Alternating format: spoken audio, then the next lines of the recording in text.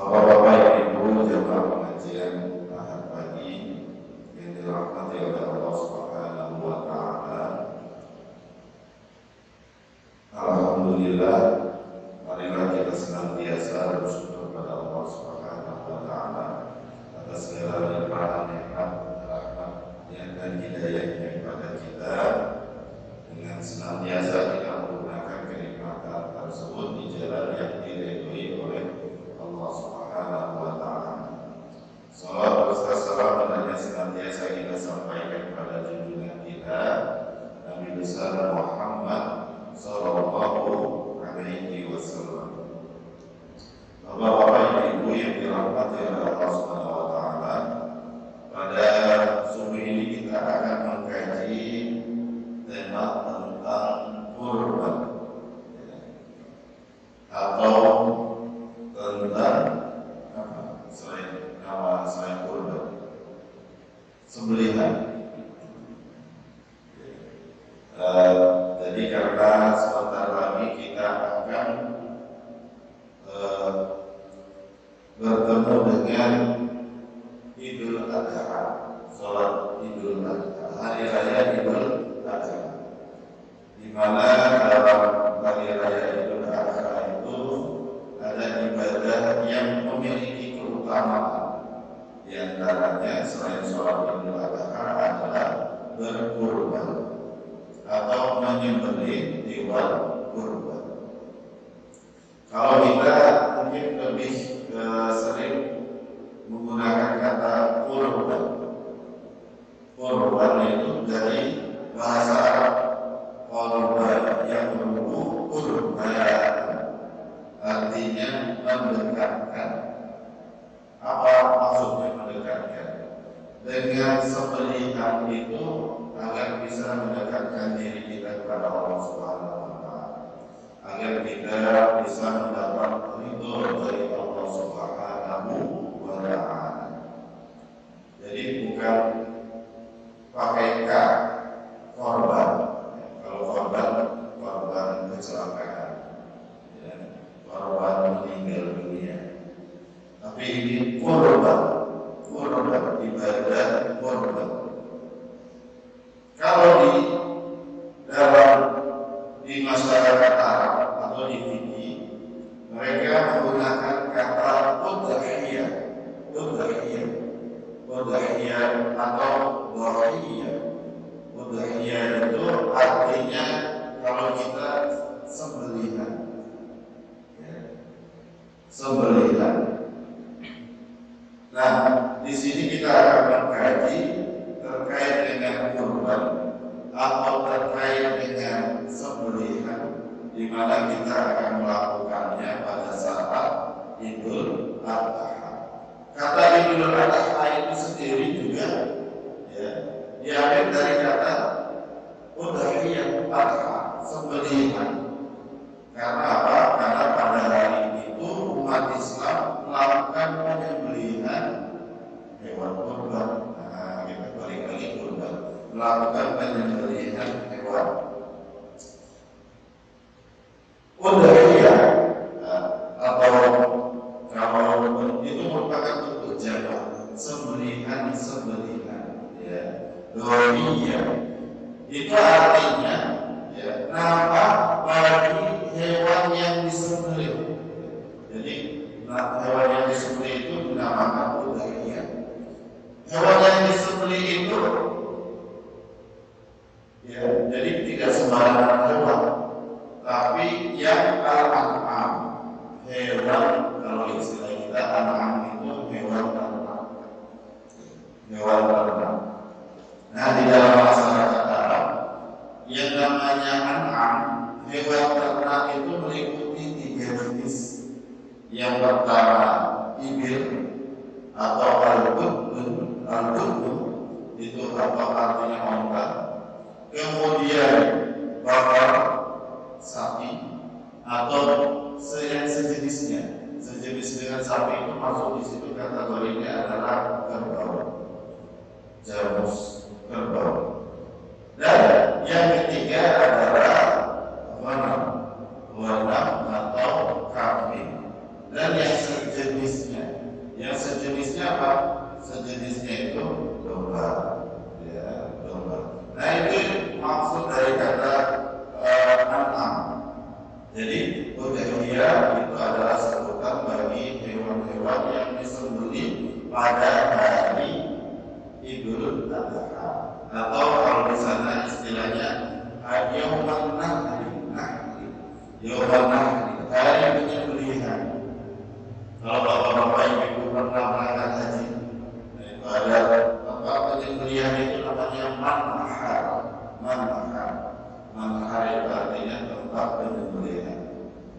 Nah, pada hari penyembelihan atau pada hari Raya Idul Adha, wa ayyam tasyrik, dan pada hari tasyrik.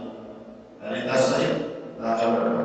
Kalau Idul Adha tanggal 10 Zulhijjah, hari tasyrik itu 11, 12, 13 Zulhijjah. Ya, jadi itu juga menunjukkan waktu penyembelihannya. Ya, waktu penyembelihannya. Taqarruban ila Allah, dalam rangka mendekatkan diri kita kepada Allah Subhanahu wa taala.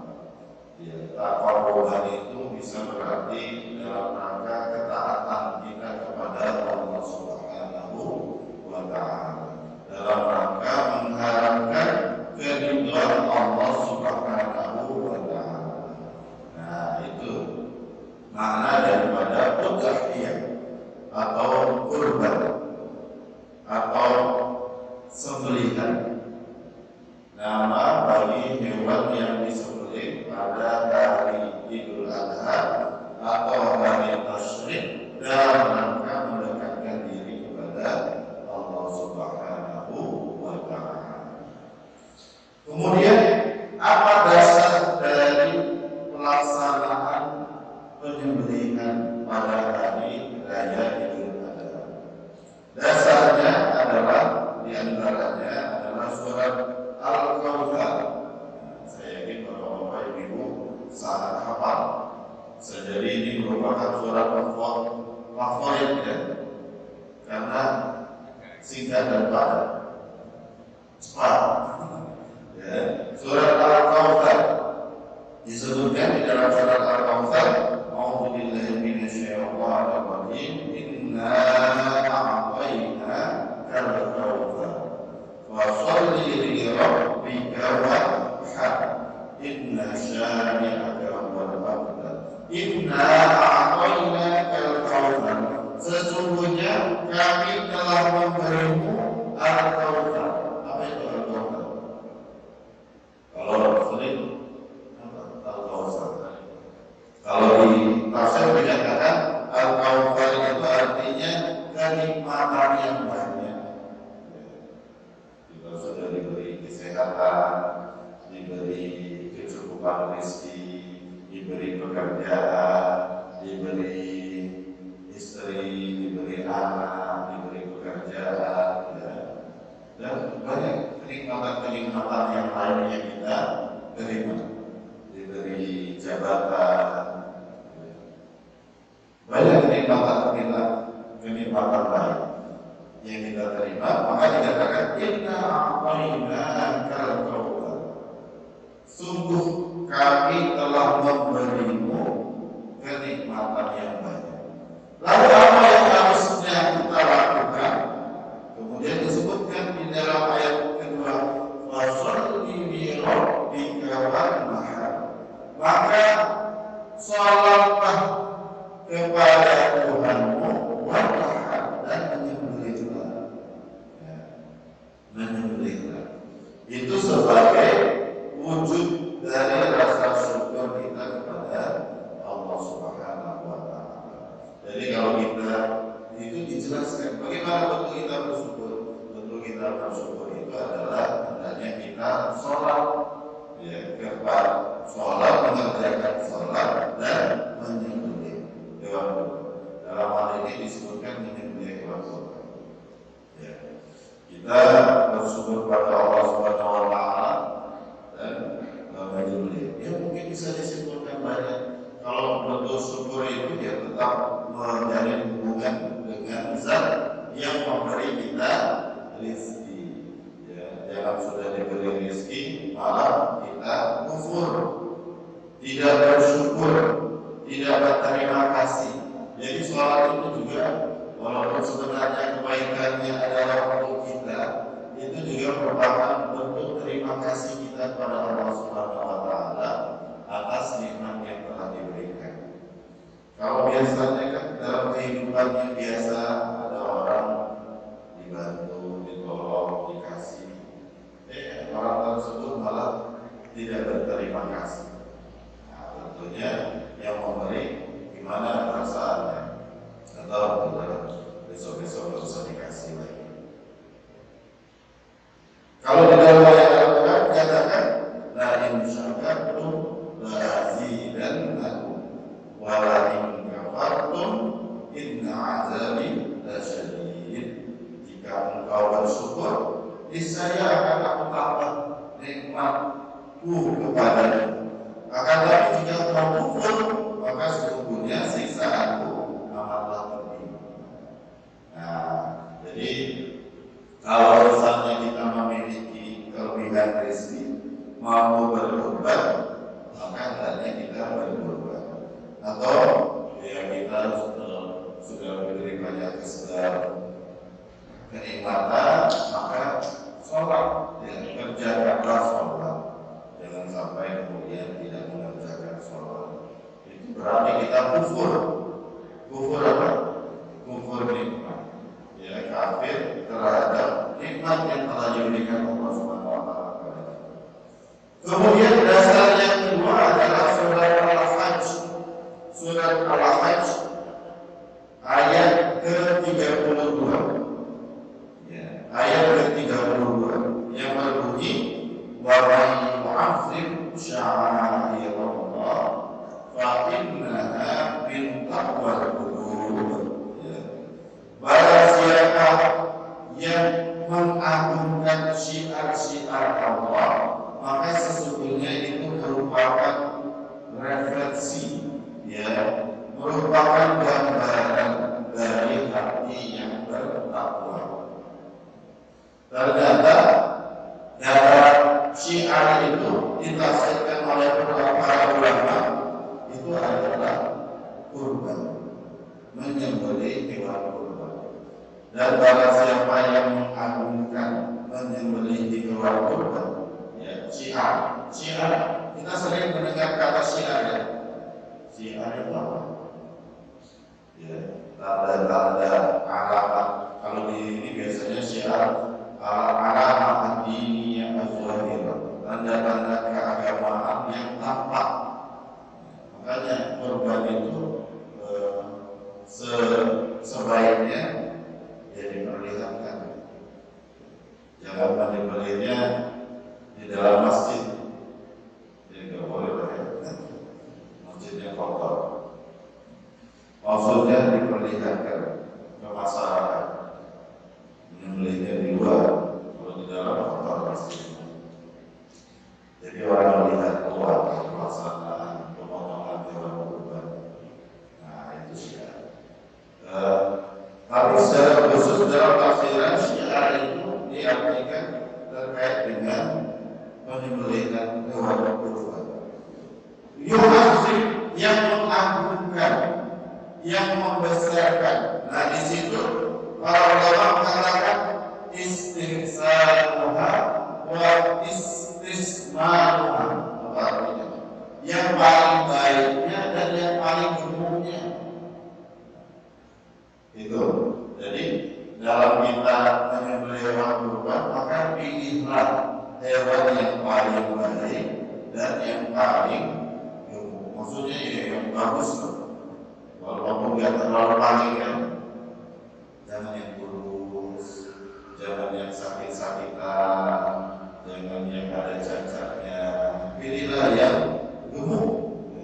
Kalau gemuk tentunya dagingnya banyak, hingga yang merasakan juga banyak. Tapi kalau kurus, paling bisa dibuat apa? Sop tulang, karena dagingnya enggak. Ya. Kalau dibaginya juga sedikit, manfaatannya yang merasakan juga sedikit. Nah, di situ dikatakan wa may yu'azzim sya'airallah fa innaha min taqwal qulub. Dan barang siapa yang mengagungkan syiar-syiar Allah, dalam hal ini ibadah kurban, maka itu merupakan cermin dari hati yang bertakwa. Bapak-bapak, ibu yang dirahmati oleh Allah Subhanahu wa taala, kemudian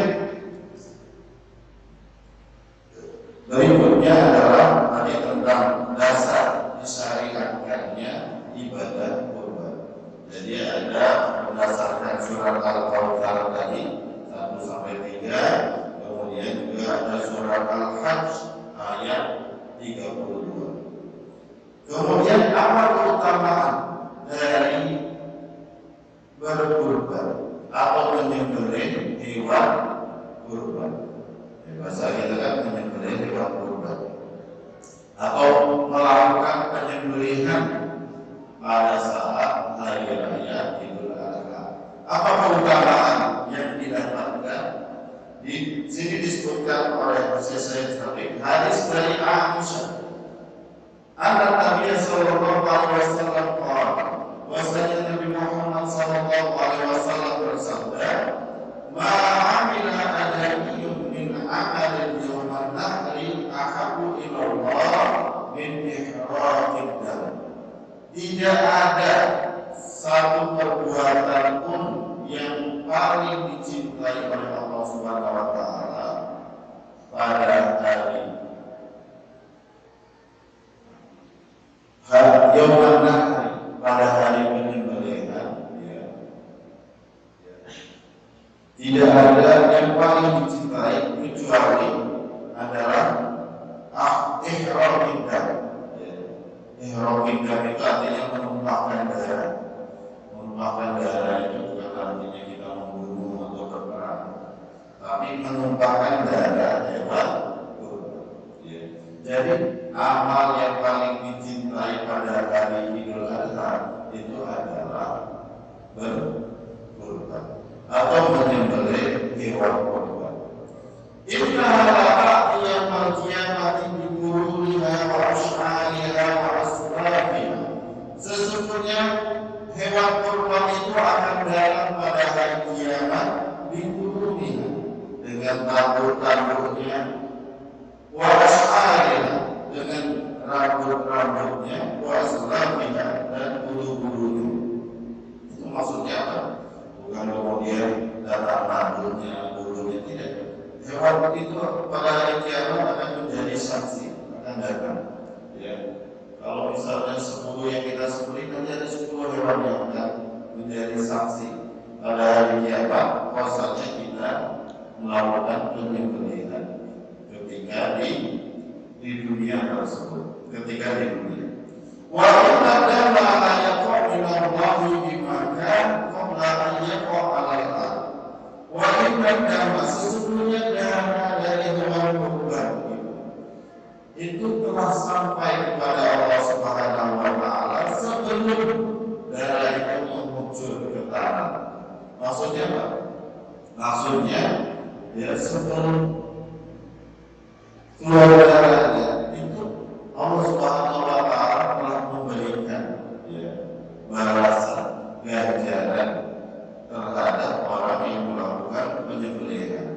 Fatibu biha nafsan, maka baiklah dengan penyembelihan itu nafsan, diri kamu sekalian. Nah, ini apa maksudnya?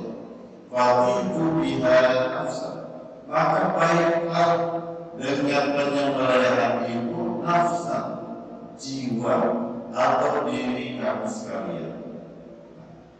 Maksudnya adalah bahwasanya menyembelih hewan kurban itu melatih diri kita, ya, membentuk pribadi kita menjadi pribadi yang apa itu?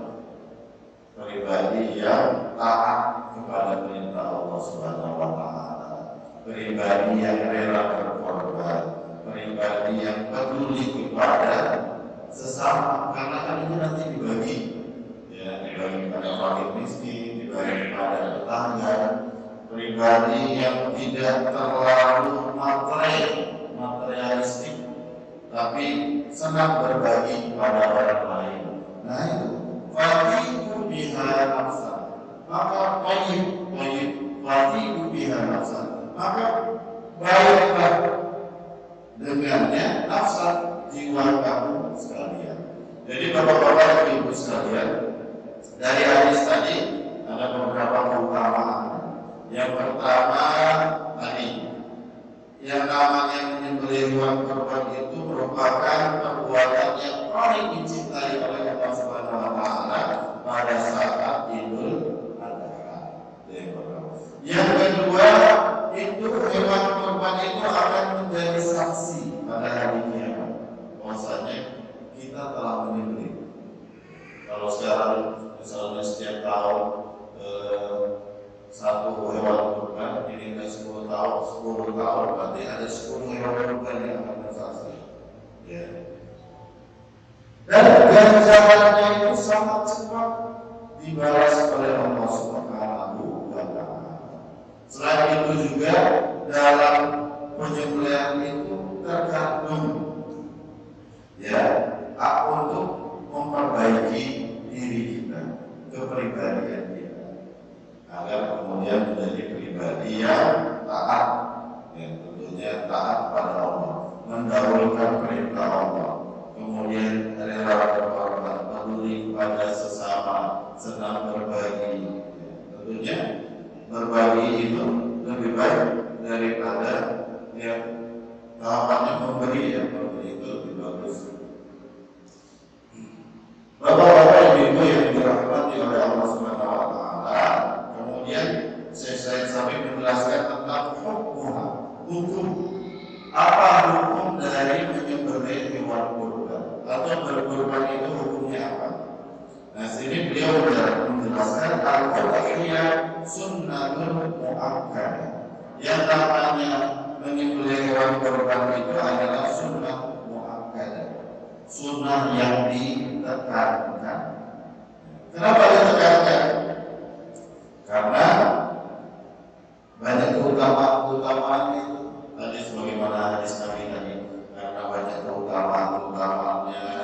Yang kedua, karena Nabi ketika beliau berada di Madinah selama 10 tahun itu beliau senantiasa berkorban. Biasanya sunnah muakkadah itu kaitannya itu perbuatan senantiasa dilakukan Nabi, tidak pernah beliau meninggalkan kecuali karena peralatan. Nah, di sini dikatakan bahwasanya Nabi itu tidak pernah selama 10 tahun di Madinah beliau senantiasa berkorban. Di dalam hadis Nabi disebutkan bahwasanya Nabi itu menyembelih kabsyaini amlahaini aqrawanaini, bahwasanya Nabi menyembelih 2 kambing, amlahaini itu yang banyak warna putihnya, jadi tidak semuanya putih atau tidak semuanya hitam, tapi ada warna putihnya yang dominan. Aqrawanaini yang memiliki tanduk, Nah, itu bukti bahwasanya Nabi Muhammad SAW mengkurban. Zawahahu al-biyadihi, di mana beliau sendiri melakukan penyembelihan tersebut, wasamma wa kabar. Ketika beliau menyembelih, beliau mengucapkan bismillah dan bertakbir. Hingga memang disunnahkan ketika menyembelih mengucapkan Bismillahirrahmanirrahim. Bismillahirrahmanirrahim. Kalau Nabi Bismillahirrahmanirrahim, hadza anni wa amman billahi min. Kemudian disebutkan ini dari siapa? Atau ini dari seperti itu ya. Bapak-bapak ibu yang dirahmati Allah Subhanahu wa taala, jadi hukumnya adalah sunnah muakkadah, sunnah yang ditekankan. Di dalam hadis yang lain dikatakan Iza ra'aitum hilal Zulhijjah, jika kamu sekalian melihat hilal, ya, datangnya bulan Zulhijjah, wa arada, ya, wa arada ahadukum ayyudhiyah, dan salah seorang di antara kamu ingin, kenapa hukumnya menjadi sunnah? Karena ada kata ingin itu, wa arada ahadukum, ingin itu kan artinya apa? Suatu yang tidak wajib kan? Tidak menunjukkan suatu yang wajib. Saya pengen itu ya bisa iya, bisa enggak, seperti itu ya. Bukan kata tersebut bukan menunjukkan suatu yang wajib. Hingga kemudian para ulama menyimpulkan hukumnya sunnah muakkadah. Wa ada hukum ayyudhiyah, dan jika salah seorang kaum sekalian ingin berkurban, falyumsik sya'rahu wa asfarahu, maka hendaknya tidak memotong rambutnya dan kuku-kukunya. Ya. Jadi dari awal tadi, sejak tanggal 1 Zulhijjah sampai tanggal 10 Zulhijjah, atau sampai hewan kurban kita disembelih, itu kita yang berkorban tidak dianjurkan tidak memotong rambutnya dan tidak memotong kukunya. Kalau ditanya alasannya, apa alasannya? Kita mungkin bisa memberikan alasan, tapi sifatnya paling yang rasionalitas saja.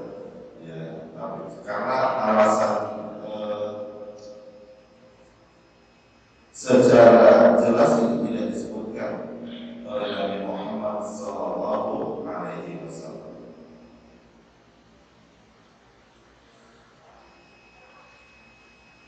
Akan tetapi memang ada pendapat yang mengatakan hukumnya wajib.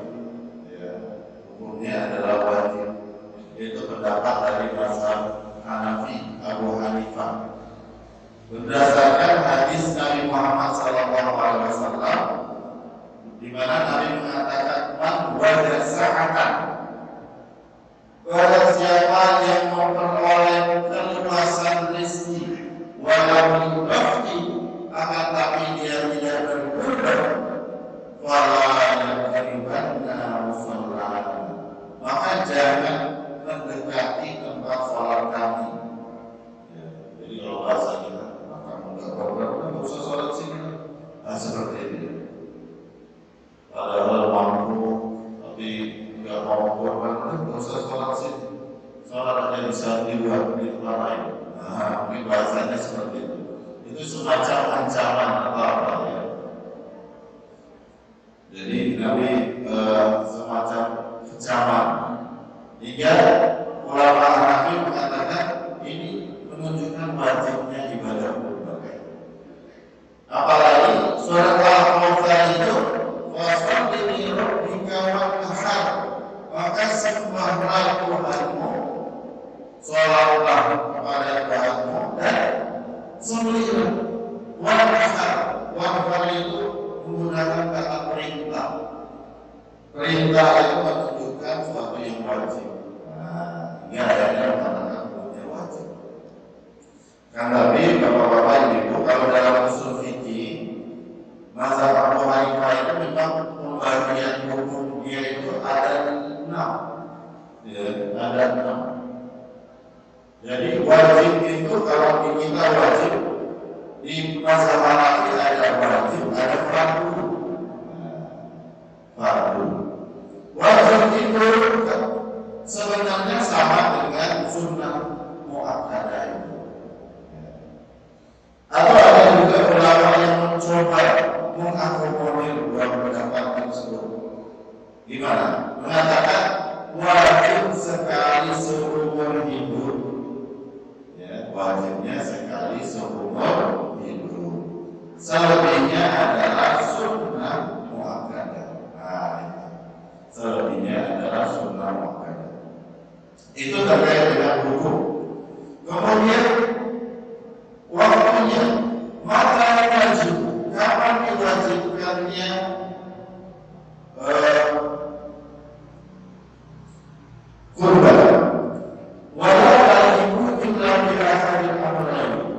kurban itu tidak berubah hukumnya dari sunnah menjadi wajib kecuali karena sebab dua hal.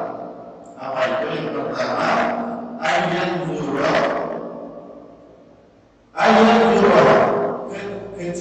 Jika orang tersebut bernazar, kalau nazar itu hukumnya sudah menjadi wajib. Ya. Kalau saya diterima PNS atau kalau saya dapat proyek ini, saya akan menyembelih hewan kurban tahun ini. Nah, itu udah nazar. Ya. Nah, itu hukumnya sudah bukan sunnah lagi, hukumnya menjadi wajib. Karena apa? Ada hadis Nabi mengatakan, "Man nazara ayyuti Allah falyuti'hu." Barang siapa yang menazar untuk taat kepada Allah, maka harus ditaati, harus dikerjakan. Yang namanya nazar itu janji, utang, yang harus kita tunaikan. Ya. Yang kedua, ayatnya hadhihi billah. Nah, ada perkataan ini untuk Allah Subhanahu wa Ta'ala. Kalau ada pernyataan itu juga menjadikan hukumnya menjadi wajib. Ya, wajib kita kerjakan. Jika memang niatnya adalah untuk berkorban. Kemudian hikmahnya, apa hikmah daripada udhiyah ini? Di sini dikatakan hikmah dari berkorban itu adalah ihya'an dzikra Ibrahim wa tawassu'atan 'ala nas yawmal 'id. Ihya'an, untuk menghidupkan sunnah atau ajarannya Nabi Ibrahim alaihi salam. Wa tawassu'atan 'ala nas, dan dalam rangka untuk tawassu', memberi rezeki atau agar orang menjadi lapang. Tawassu'atan 'ala nas maksudnya ya mungkin ada tetangga kita makan daging itu agak susah. Mungkin makan daging itu tidak tiap hari, tidak tiap minggu karena faktor ekonomi dan sebagainya. Kemudian tawassu'atan, diperluas sehingga kemudian mendapatkan rezeki berupa daging tersebut. Ya, dia bisa merasakan makan daging seperti itu. Atau dia memberi rezeki, ya, memberi kepada orang lain. Itu yang merupakan hikmah daripada menyembelih hewan kurban. Ihya, menghidupkan sunnah Nabi Ibrahim. Itu bukan hanya kita mengingat dulu Nabi Ibrahim pernah diperintahkan untuk menyembelih kurbannya, bukan hanya sebatas itu saja. Akan tetapi kita juga dari situ belajar bagaimana ketaatan Nabi Ibrahim alaihissalam. Kira-kira kalau kita yang diperintahkan menyembelih anak kita gimana? Dilaksanakan? Ya, saya bukan nabi. Mungkin ada saja dulu. Itu kan kalau mimpinya nabi itu merupakan wahyu. Ya, mimpinya nabi itu bukan merupakan wahyu. Tapi ketaatan. Mungkin sekarang ini kita tidak diperintahkan untuk menyembelih anak kita. Kalau menyembelih harus ditangkap polisi. Ya, tapi bentuk pengorbanan yang diminta Allah kepada kita mungkin wujudnya lain. Ya, tentunya bisa jadi tidak seberat Nabi Ibrahim alaihissalam. Ya, malam aku sa'yan, ketika dia Nabi Ismail itu sudah sampai usia balik. Saya usia berusaha, maksudnya sudah bisa bantu bapak ibunya, ya sudah tidak menyusahkan lagi. Nah, itu dikatakan usia Nabi Ibrahim waktu itu, Ismail waktu itu sekitar 13 tahun. Ya. Atau kan usia yang ya istilahnya anak-anak SD ya, atau agak mungkin. Sekarang 13 tahun orang dulu itu beda dengan 13 tahun sekarang. Karena usianya panjang. Lagi lucu-lucunya. Ya, kemudian diperintahkan untuk disembelih.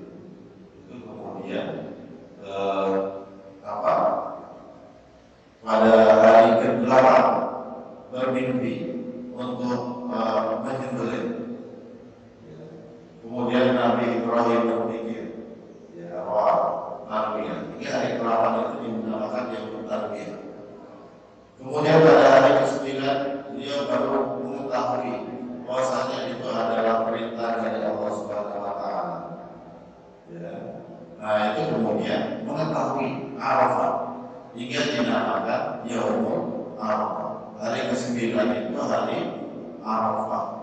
Karena pada waktu itu Nabi Ibrahim baru mengetahui bahwasanya itu adalah perintah Allah Subhanahu wa Ta'ala. Dan mimpi itu terus berlangsung hingga pada 3 hari ayam tasyrik, pada hari tasyrik tersebut. Itu menurut riwayat yang disebutkan dalam tafsir seperti itu. Kalau kita ingin pengorbanannya beda, ya, mungkin kita tidak diperintahkan menyembelih anak kita, tapi pesannya adalah kita diminta untuk siap, ya, mengorbankan kepentingan kita di atas atau daripada mengorbankan kepentingan kita untuk kepentingan Allah Subhanahu wa Ta'ala. Sebenarnya bukan untuk kepentingan Allah, ya. Sebenarnya kebaikannya akan kepada kita. Kita harus siap mengorbankan kepentingan kita untuk kepentingan Allah Subhanahu wa Ta'ala.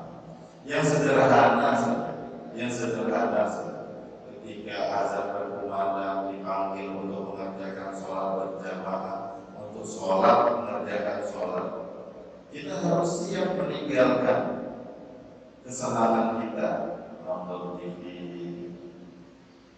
atau lagi apa untuk kemudian memenuhi panggilan Allah Subhanahu wa Ta'ala. Ketika kita sudah memiliki harta yang mencapai nisab, kita harus siap kemudian mengeluarkan zakat daripada kemudian menggunakannya untuk jalan-jalan dan sebagainya. Itu bentuk pengorbanan yang mungkin pesannya seperti itu, ya, kesannya seperti itu. Ketaatan Nabi Ibrahim alaihissalam itu, ya, yang kita petik bukan kemudian kita juga sama diperintahkan menyembelih, akan tapi menyembelih nafsu kita, menyembelih hawa nafsu kita yang bertentangan atau yang kemudian sekarang sering mengalahkan ketaatan kita kepada Allah Subhanahu wa Ta'ala. Bapak-bapak dan ibu yang dirahmati oleh Allah Subhanahu wa Ta'ala, kemudian mimma takun, ya, apa yang disembelih, ya, hewan apa yang disembelih.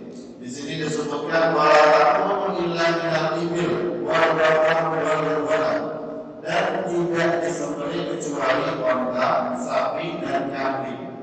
Wala tujzi'u min ghairi hadhihi thalatha, dan tidak boleh berkorban selain yang 3 ini.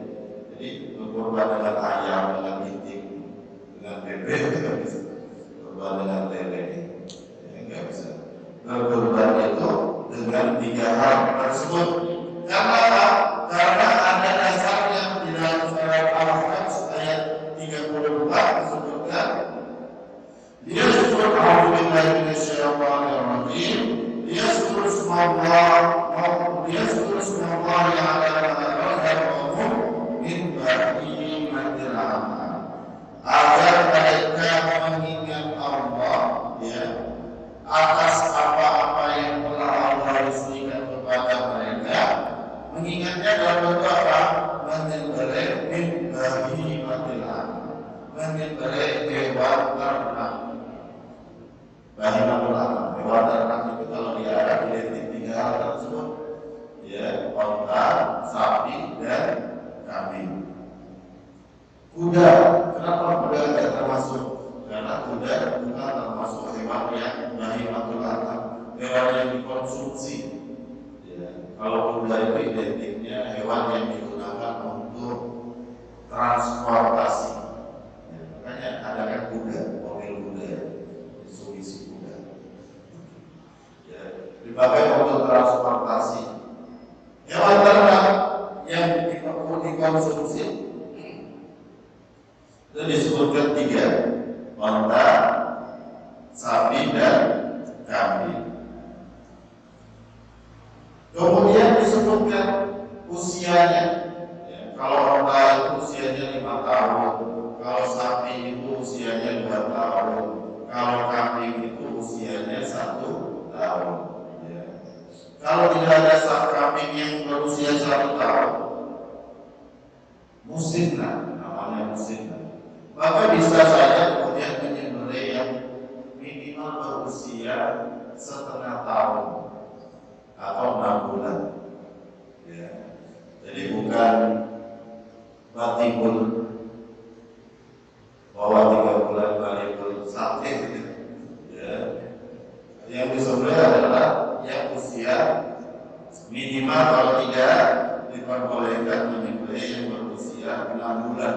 Ya. Wajib minatari ma'alahu nisfusan. Ya. Dan diperbolehkan menyembelih minatari dari kambing ma'alahu nisfusan yang usianya setengah tahun. Setengah tahun dan 6 bulan. Nah, seperti itu. Itu diperbolehkan. Wa minal ma'asi pada usaha. Kalau sapi diperbolehkan usia 1 tahun. Wa minal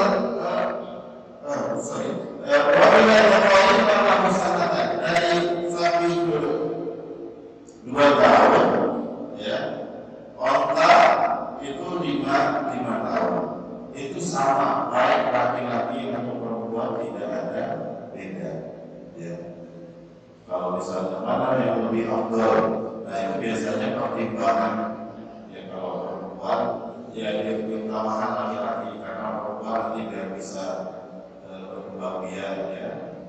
Ya, nanti bisa terus ada seperti itu, hingga kemudian diutamakan yang laki-laki. Tapi kalau ketentuan agamanya tidak ada pembedaan apakah harus laki-laki ataupun perempuan, seperti itu.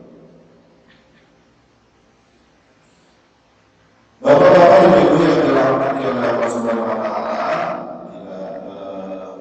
satu lagi atau 2 tema. Yang berikutnya adalah waktu sampai, waktu penyembelihan. Waktu penyembelihan itu kapan? Di sini dikatakan yuwayusharatu fil qudhiyah ala isbatil ba'da duluhi syarfi min yawmil aid. Ya. Wa yaqulu bila waqti qadra ma yusalli aid. Ya. Wa yasbihu fiha ba'da dhalika fi ayyam fi yawmin min al-ayyam thalatha. Waktunya itu adalah setelah pelaksanaan sholat Aid. Ya, ada yang mengatakan waktu afdal. Waktu afdal itu pada tanggal 10 Zulhijjah, yaitu pada waktu kita melaksanakan sholat Idul Adha. Tapi kalau tidak bisa, mungkin karena tempatnya gantian untuk menyembelih atau tenaganya lagi di order di tempat lain, bisa saja kita menyembelih pada tanggal 11, 12, 13. 13 itu paling akhirnya sebelum, kalau di sini disebutkan ya sebelum sholat asar, ya, sebelum sholat asar. Atau di sini dikatakan kalau bayar berjual nanti maghrib sampai maghrib berganti sudah ganti hari seperti itu. Karena di dalam hadis Nabi disebutkan inna awwal ma nabda'u fi yawmina hadza al-sholli. Yang hal yang pertama kita lakukan pada tanggal 10, ya, pada saat hari raya Idul Adha itu al-sholli, kita sholat. Kemudian kita kembali, fanamhan, kemudian kita menyembelih. Faman fa'ala dzalika, karena siapa yang mengerjakan seperti itu, faqad ashaba sunnah, maka sudah sesuai dengan sunnah kami, sudah sesuai dengan ajaran Nabi Muhammad SAW. Wa man zara'a qablu, barang siapa yang menyembelihnya malah sebelum sholat, ya, sholat Idul Adha. Fa'inna mahwalahu kadamahmu di ahlihi laisa min nusuki bisai, maka itu tidak dianggap sebagai hewan kurban, yaitu hanya sebagai potong kambing biasa saja untuk keluarga seperti itu, tidak dianggap sebagai hewan kurban. Jadi waktunya adalah setelah melaksanakan sholat Idul Adha. Bapak-bapak ibu yang dirahmati oleh Allah Subhanahu wa taala, kemudian terkait dengan kifayah udhiyah wahid adil baitul wahid. Di sini dikatakan cukup satu kambing itu untuk satu rumah, atau satu kambing untuk satu kakak, istilahnya seperti itu. Itu cukup. Dikatakan satu kambing untuk satu cukup. Di sisa samping mengatakan kifayah udhiyah wahidah adil baitul wahid, cukup satu kambing atau satu kurban untuk satu rumah. Akan tapi kalau sapi itu 7 orang, satu sapi itu untuk 7 orang, satu kambing untuk satu orang. Ada juga yang mengatakan kalau wanita itu bisa untuk 10 orang.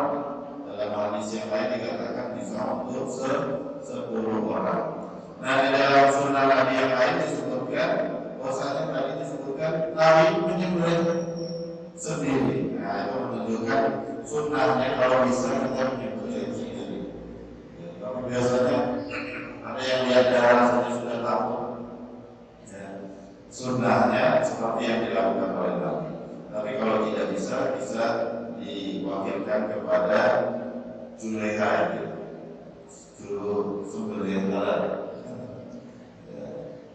Bapak-bapak ibu yang dirahmati oleh Allah Subhanahu wa taala, demikianlah kajian kita pada pagi hari ini terkait dengan penyembelihan hewan kurban udhiyah, babnya tentang udhiyah. Mudah-mudahan dari kajian ini, kalau yang sudah niat semakin mantap, kalau yang belum niat kemudian menjadi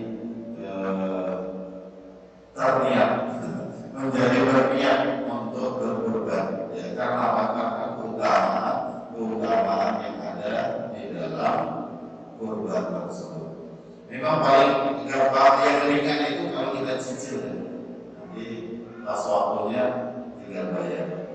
Tapi kalau misalnya sekaligus, sekarang 3,5 juta, mungkin kalau sudah langsung itu agak berat. Tapi kalau di planning, direncanakan dari tahun sebelumnya, mungkin itu lebih ringan.